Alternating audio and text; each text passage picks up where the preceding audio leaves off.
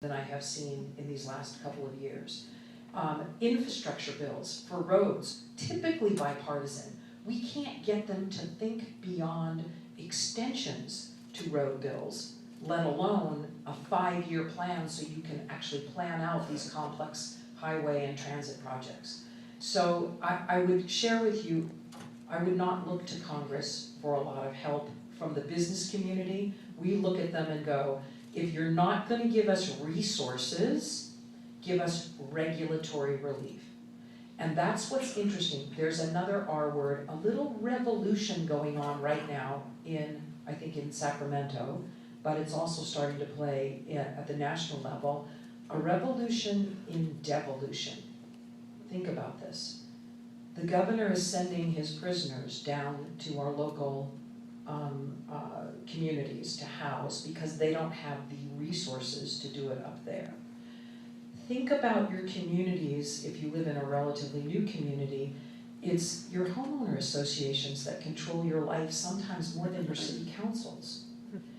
In infrastructure and roads, people think states and federal governments pay for roads. Let me tell you, in the 6-county region of Los Angeles, Ventura, Inland Empire, Orange County, etc., transportation funding, 11% comes from the feds, 13% comes from the state, 76% comes from our own people taxing ourselves with a list of projects that you approved before you voted those tax increases, and you can torture your local transportation agencies if they don't deliver for you. Devolution.